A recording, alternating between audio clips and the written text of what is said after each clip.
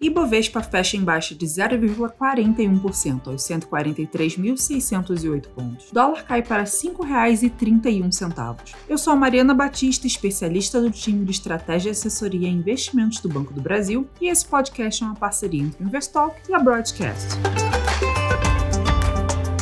Hoje, 6 de outubro de 2025, a esperada primeira conversa entre os presidentes Luiz Inácio Lula da Silva e Donald Trump, que finalmente aconteceu nesta manhã, não foi suficiente para impulsionar os negócios por aqui. Operando com viés de baixa ao longo de toda a sessão, o Ibovespa fechou em baixa de 0,41%, aos 143.608 pontos. O dólar foi no mesmo sentido, encerrando o pregão em queda de 0,49% frente ao real, cotado a R$ 5,31. Por meio de postagem nas redes sociais, Trump confirmou mais cedo, na ligação de 30 minutos, que discutiram especialmente economia e comércio bilateral. Ele prometeu se reunir em futuro não tão distante com o brasileiro, tanto no Brasil quanto nos Estados Unidos. Abre aspas. Discutimos muitas coisas, mas a conversa foi focada em economia e no comércio entre os nossos dois países. Teremos mais discussões, fecha aspas, acrescentou Trump, reforçando ter gostado da ligação. Abre aspas. Nossos países se sairão muito bem juntos, fecha aspas. Mais cedo, a Secretaria de Comunicação Social do Palácio do Planalto já havia informado que Lula pediu a Trump a retirada da sobretaxa imposta a parte dos produtos brasileiros e o fim das sanções contra autoridades do país. Segundo a SECOM, os dois líderes devem se reunir durante a cúpula das Associações das Nações do Sudeste Asiático, na Malásia,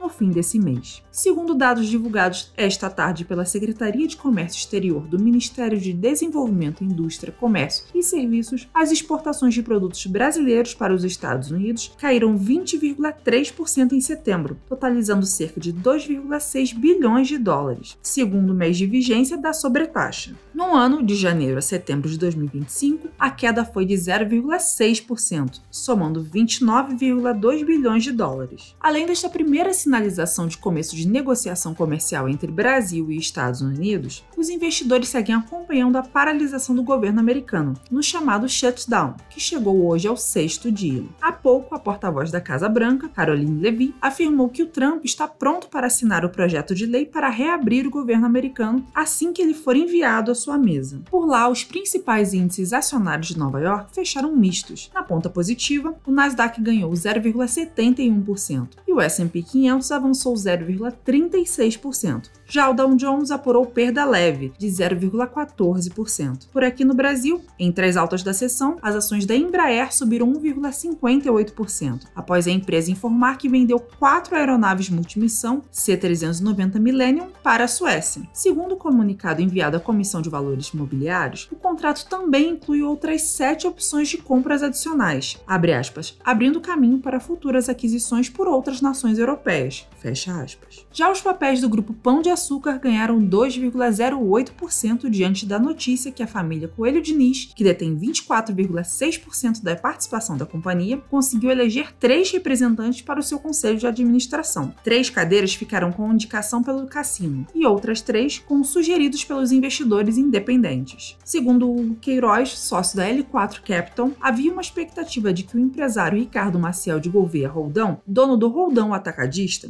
outro acionista considerado relevante, poderia entrar no conselho, mas ele ficou de fora. Abre aspas. O mercado acreditava que o Roldão poderia trazer uma perspectiva interessante de atacarejo para a companhia, fecha aspas, avalia. Na outra ponta, as ações da Sabesp caíram 0,19%. Ontem, a companhia anunciou a compra de 70% do controle da empresa Metropolitana de Águas e Energia, por R$1,1 bilhão, em operação que envolve a Vortex e a Eletrobras. Também no sentido negativo, as ações da Porto Seguro recuaram 2,08%. O CIT rebaixou sua recomendação para neutra, destacando que o papel, que acumula alta de 31% em 2025, deve ter ganhos limitados no futuro, por conta de menor taxa de crescimento e de pagamentos. Ainda entre as baixas, em mais um dia de negócios comprometidos por uma sequência de leilões, as ações da Ambipar cederam 35%, ficando novamente entre as maiores perdas do mercado doméstico. No mundo das commodities, o petróleo fechou em alta pela segunda sessão consecutiva.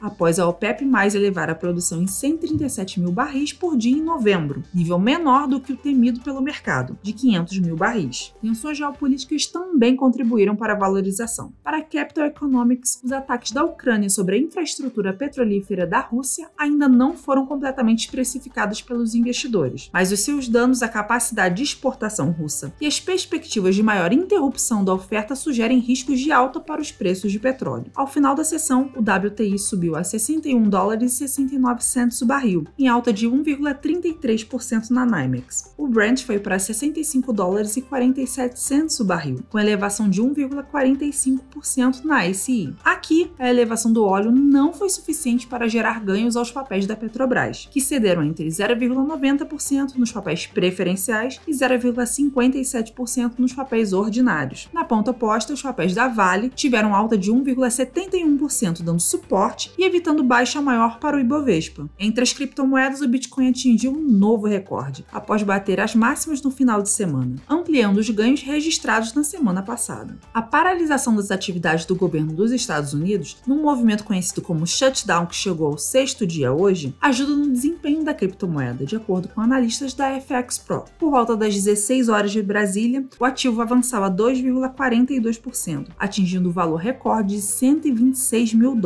segundo informações da plataforma Coinbase. No mesmo sentido, o Ethereum subia 4,26% a $4.717. Esses foram os destaques do dia. Acesse investoco.bb.com.br para mais conteúdos e até o próximo fechamento de mercado.